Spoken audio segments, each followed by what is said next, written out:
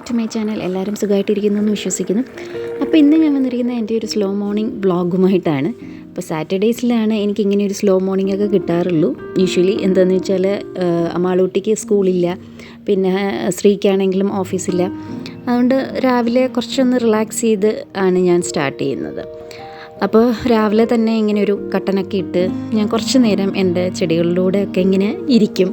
അങ്ങനെ ഇരിക്കുമ്പോൾ തന്നെ നമുക്കൊരു മനസ്സിനൊരു സന്തോഷമാണ്. അപ്പം നമ്മൾ എന്നും ഇങ്ങനെ ബിസി ആയിട്ട് രാവിലെ എണീക്കുമ്പോൾ തന്നെ നമ്മൾ അടുക്കളയിലേക്ക് ഓടുകയാണല്ലോ. പൊതുവേ അമ്മമാർക്ക് അത് റിലേറ്റ് ചെയ്യാൻ പറ്റുമെന്ന് എനിക്ക് തോന്നുന്നു. അപ്പോൾ ഇടയ്ക്കൊക്കെ നമുക്കിങ്ങനെ ഒരു സ്ലോ ആയിട്ട് കുറച്ചൊന്ന് സമയമെടുത്ത് ചായയൊക്കെ ഒന്ന് കുടിച്ച് അങ്ങനെ ചെയ്യുമ്പോൾ തന്നെ ഒരു ഭയങ്കര ഒരു റിലാക്സിങ് ഫീല് എനിക്ക് തോന്നാറുണ്ട്. അപ്പോൾ നിങ്ങൾക്ക് എങ്ങനെയാണെന്നൊക്കെ ഉള്ളത് ഒന്ന് ഷെയർ ചെയ്യണം കേട്ടോ.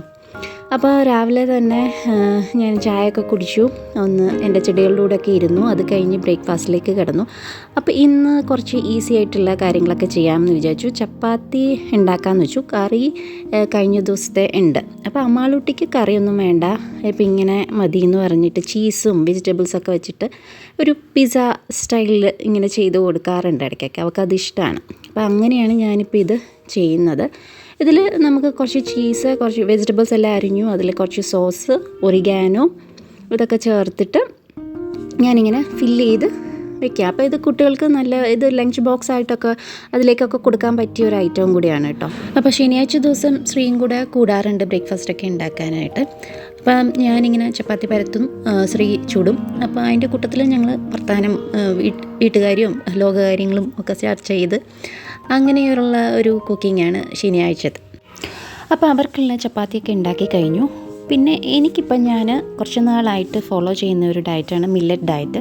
ഇപ്പോൾ എൻ്റെ ബ്രേക്ക്ഫാസ്റ്റിലെല്ലാം പൊതുവേ ഞാൻ മില്ലറ്റാണ് കഴിക്കുന്നത്. റാഗി ഒക്കെ ആയിരിക്കും മിക്കവാറും കഴിക്കാറ്. അപ്പോൾ വീറ്റ് ഞാൻ അവോയ്ഡ് ചെയ്തിരിക്കുകയാണ്. അപ്പോൾ ഇന്ന് ഞാൻ റാഗി ദോശ ഉണ്ടാക്കാമെന്ന് വിചാരിച്ചു. അതാകുമ്പം എനിക്ക് കറി കൂട്ടി കഴിക്കാമല്ലോ. അപ്പോൾ അങ്ങനെ ഞങ്ങളുടെ ബ്രേക്ക്ഫാസ്റ്റൊക്കെ കഴിഞ്ഞു. പിന്നെ പാത്രം ഒക്കെ ശ്രീ കഴുകി തരുന്നുണ്ട്. അപ്പം ഞങ്ങൾ രണ്ടുപേരും കൂടിയാണ് എല്ലാ ജോലികളും ചെയ്യുന്നത്.